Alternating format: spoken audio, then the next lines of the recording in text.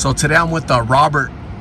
Robert, I decided to talk to you because I noticed you're walking with a disability, and I wanted to ask you what happened to cause you to have that disability. I was riding my bike and I was struck by a car in Saginaw, Michigan, and it was really the car should have saw me, but it didn't, and it hit me and really knocked me for a loop. When did this happen? 1977. So it's been a couple years. So basically, the majority of your life, All my life. you've been with that disability. Since I was 12. 12 years old. And do you currently receive any type of assistance from the government? Yeah, Social Security. But it's probably not enough with the way inflation is going and everything costing so much. It's just not enough to survive out here. Right. And you're out in the streets homeless. How long have you been homeless? A couple years now. Couple years. So a couple years ago, you weren't homeless. Where were you living, or who were you living with? I had my own place, for a while. Cash paid my rent for a few months. Then after I had to move, I just never went back down there and tried to get it back, But I've talked to the people, and they told me to come back down there and try out again, because they say I wasn't kicked out, for being bad, and I just didn't go back down there and get another place, So I guess they want to help me, Okay. And that's really unfortunate that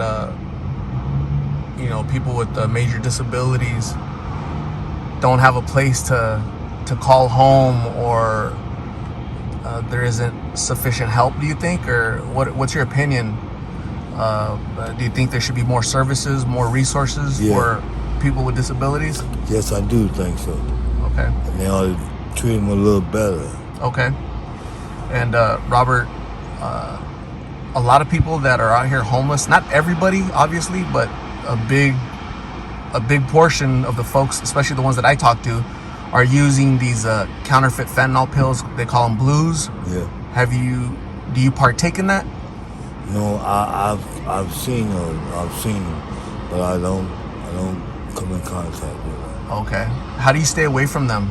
Well, I just deny it. That's not your thing? No, it's just not my thing. Okay. A lot of young people out there doing those pills. What's the youngest person you've seen out there that's 14 years old? Okay. 14 years old, or maybe younger. Okay. Yeah, that's been reported. As a matter of fact, the youngest I've seen is 13 with my own eyes. Okay. Yeah. So I don't doubt that for a second. Right. And that's very unfortunate, right? Right. Because your disability, that was an accident. That was an accident. But these youngsters are intentionally taking these pills. It's like you walk into a car intentionally, right? Right. A rational person wouldn't do that, right? So it's unfortunate these folks are deciding to take these pills. They're out there. So, but I'm really glad that you choose not to do that, because that's just gonna make life harder, not easier. Right. How do you cope with being on the street, the heat, your disability? You might be hungry at times, don't have money. Do you have to panhandle sometimes, or how does that work? Yes, I do. Panhandle sometimes and just go buy me something to eat. I panhandle, and I do little odd jobs that what I can do. And, the good Lord makes me, helps me out. And I do a lot of praying, and He helps me out, and I guess He see me through, God provides. Yes, He can. God's good every day, regardless of our situation, right? That's what I've noticed. Oh, yeah. And it just humbles me to see a person like Robert out here, obviously with a disability, but you're still humble and appreciate God, right? You're still spiritual. You're still grounded in that, right? Right. So I'll give you a lot of kudos for that. I think that's really cool, because a lot of people lose themselves, right? They lose their spirituality. They lose themselves out here. They give in to the temptations, and just go downhill from there, right? But what does your future look like? Well, I was out here with my brother. My brother went back to Michigan, where we're from, and he got hired a good job up there, and he told me to come home, and I could live with him, but I just haven't went so far, because I met my little girlfriend. We just been staying on the street, but I'm really thinking about going back anytime now. How long have you been here from Michigan? Since 2006. It's a long time now. Long time. But you have a girlfriend, so you have a little bit of companionship? Right. Okay. That's kind of what's keeping you here a little bit? Yeah. And so what I can do is I can get you some lunch and a little bit of money, so you're going to take the bus. You were waiting for the bus when I approached you. Right. And I just kind of want to get your story to see, what was going on with you and what type of help you needed. I think I have a shirt here also that I can hand you, okay? I have some toiletries here that I'll be able to give you. Maybe that'll help a little bit. If any of my subscribers have an extra phone that they are able to send me so I can give to you, you don't have a phone. We talked about that earlier. You don't have a phone, but that'd be a good, something that you can use for your safety. You need to call the police or an ambulance. You'll have a phone with you, okay? You're not abusing narcotics. You're not abusing anything. So you're clear-minded. So maybe you can hold on to the phone. Whereas a lot of other people, when they're on that stuff, they just, they lose it, right? Get stolen, all that stuff. So sell them, exactly. But the Lost in Phoenix community, my subscribers will try to rally around you and try to help you as much as possible. I know the area that you're at, so if they decide to donate a phone or some clothes, toiletries, I'll be sure to seek you out, because I know that area really well. I've been through there. I'm just surprised I've never seen you before.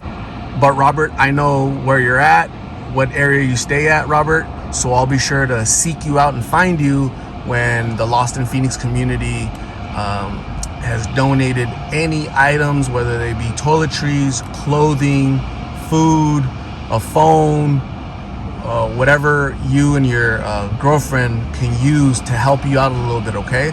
Especially with these brutal summers. Yesterday was 115 degrees. Today's gonna be 113, Robert. It's different than Michigan. Yes, it is. And so, just try to survive, right? Just try to make it past the summer and away from the violence. Since you're out here, do people see you as kind of vulnerable and they pick on you, or they leave you alone? Sometimes, but I kind of stick to myself, so they kind of leave me alone, But it's a few of them out there that give me trouble, But mainly they leave me and my girlfriend alone, Okay. Yeah, and the area that you stay at is just lots of people. There's just like hundreds of people everywhere, right? Different ages, and different issues. Some are mental health issues. Some are substance abuse issues. Some are just homeless, right? They just lost their house last month because they can't keep up with the rent. The rent went up, right? They lost their job, and they end up out in the street, and then they get sucked in. So I really want to say, Robert, thank you very much for having the courage to share your story, talk to me as a stranger. But I told you the purpose of me talking to you is to try to bring you a little bit of help and relief, okay? So again, I'll go grab you some lunch. I'm gonna get you some money for the bus, because you're going the opposite. I give you a ride, but you're going the opposite way that I need to go. But I also have some clothing for you and toiletries that you can use right away, okay? So I will go out and find you. I know exactly where you're at, and I'll probably be there this weekend. Okay. Okay, so I'm just hoping the Lost in Phoenix community wants to rally around you and try to help you as much as we can. Okay. Any last thoughts, messages? Just, I'm a man of God, you know. I believe in my God. I believe in God. I believe He'll bring me out of this one day, you know. Amen, brother. Well, keep the faith, okay? Keep the faith, stay safe, and we'll talk soon, okay? God bless you. God bless you. So I decided to give Robert a ride because it's really, really hot. So I'm gonna drive him down as far as I can go, and then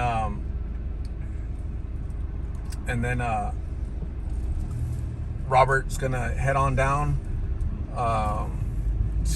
back to his girlfriend. But Robert, we were talking, and you were saying that you want to go to Michigan, and I'm gonna get you 2 tickets. I'm gonna get you 2 tickets, one ticket for your girlfriend and 1 ticket for you to go to Michigan, right? Saginaw, Michigan. Saginaw, Michigan. If we get you the tickets, you'll go for sure? For sure. Yes, I would. Okay, got it. So Robert, we'll be working on that. I know where you're at, and I'll talk to you soon, okay? Okay, thank you.